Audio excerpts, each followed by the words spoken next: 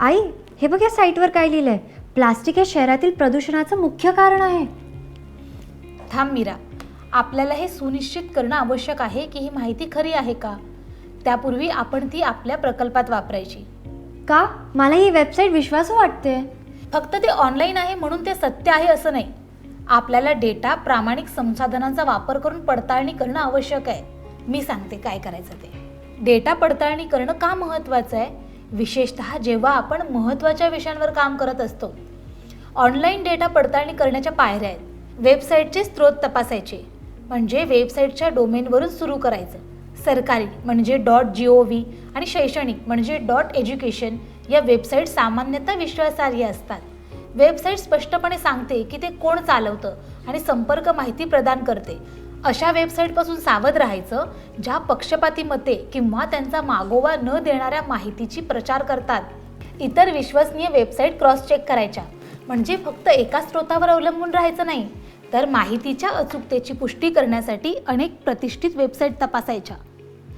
जसं की जर तुम्हाला प्रदूषणाबद्दल दावा मिळाला असेल तर शास्त्रीय लेख, ऑनलाईन न्यूज आउटलेट्स आणि पर्यावरणातील NGOचा तपास करायचा आणि तेच दावे पुन्हा तपासायचे.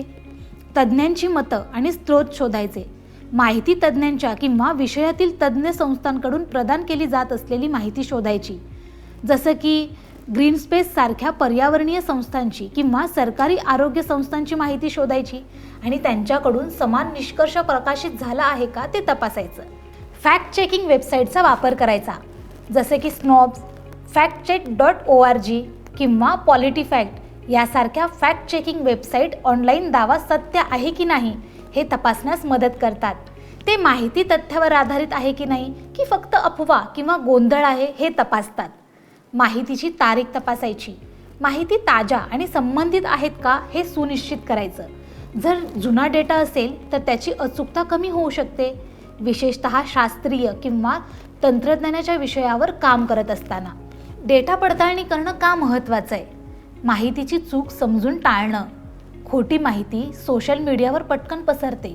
डेटा पडताळणी केल्यावर आपण खोटी माहिती किंवा अफवा पसरवण्यापासून वाचतो. आपल्या कामामध्ये विश्वासार्हता सुनिश्चितता करणं, म्हणजे प्रामाणिक अचूक डेटा वापरल्यामुळे आपले संशोधन अधिक चांगलं होतं आणि इतरांना दाखवतं की आपण योग्य संशोधन केलं आहे. आलोचनात्मक विचारांना प्रोत्साहन देतं, म्हणजे डेटा पडताळणी करण्याची प्रक्रिया आपल्याला तर्कशक्तीने विचार करण्यास आणि माहितीच्या स्रोताचे मूल्यांकन करण्यास शिकवते. पक्षपातीपणा टाळते, म्हणजे डेटा पडताळणी केल्यामुळे आपण जी माहिती वापरत आहोत ती पक्षपाती किंवा विशिष्ट उद्दिष्टांसाठी तयार केलेली नाही याची खात्री होईल.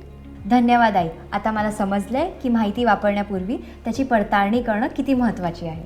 ह्यामुळे आपण विश्वासू आणि अचूक डेटा वापरू शकतो. अगदी बरोबर मीरा. डेटा पडताळणी केल्याने आपल्याला चांगले निर्णय घेता येतात, चुका टळतात आणि उच्च दर्जाचे काम तयार होते.